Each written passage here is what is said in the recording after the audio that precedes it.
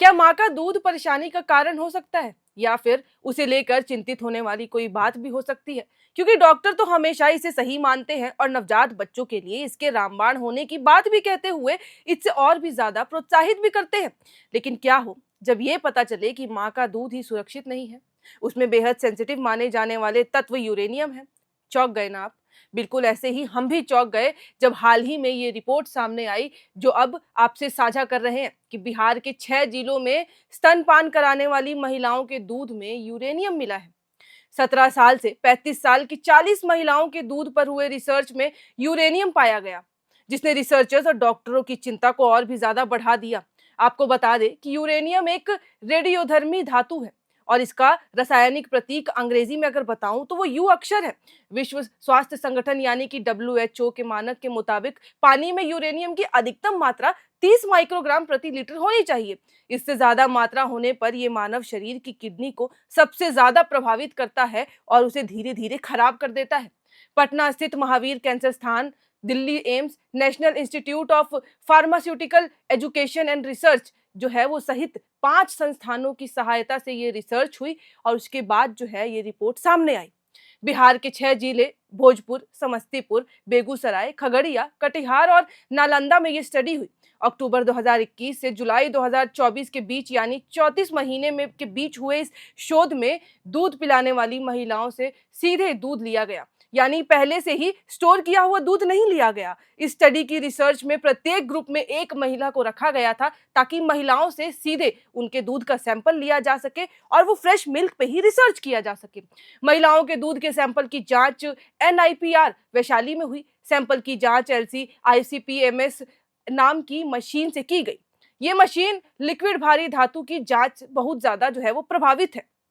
Research में महिलाओं के दूध में यूरेनियम की मात्रा 0 से 5.25 माइक्रोग्राम प्रति लीटर मिली है।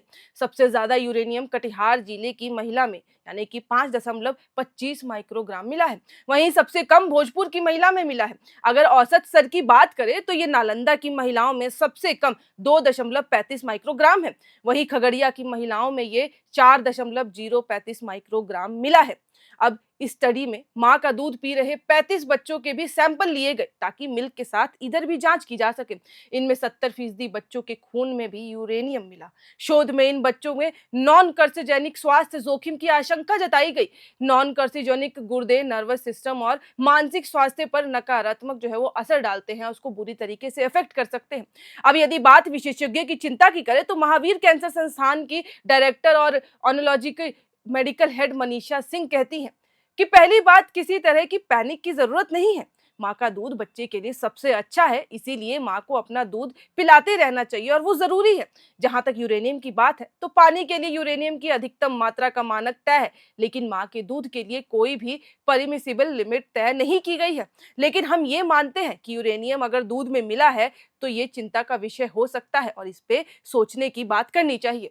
इस नए स्टडी में आए तथ्यों के आधार पर महावीर कैंसर संस्थान अब इन इलाकों के पीने के पानी की भी जो है वो जांच कर रहा है ताकि इन 6 जिलों में पानी में यूरेनियम की स्थिति का पता चल सके। महावीर कैंसर संस्थान अब इस रिसर्च को व्यापक पैमाने पर करवाना चाहता है ताकि पूरी डिटेल आ सके। वहीं महावीर कैंसर संस्थान के निदेशक LB सिंह भी कहते हैं कि जल्द ही मुख्यमंत्री नीतीश कुमार और स्वास्थ्य मंत्री मंगल पांडे से मिलकर इस जांच का दायरा जो है वो और भी ज्यादा व्यापक कराना चाहते हैं, क्योंकि अभी जो जांच हुई उसका सैंपल साइज बहुत ही ज्यादा छोटा है। कैंसर संस्थान चलाते हुए हमारा अनुभव है कि किसी भी तरह की बीमारी जितनी जल्दी पकड़ी जा सके उतना बेहतर है, उतना अच्छा है।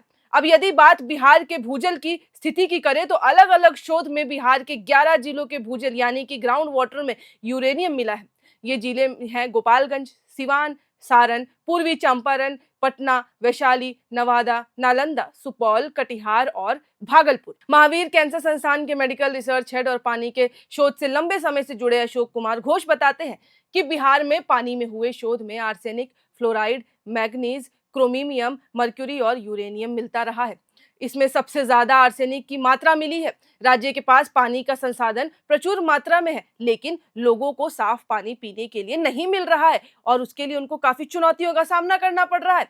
माँ के दूध में यूरेनियम कहाँ से आया होगा?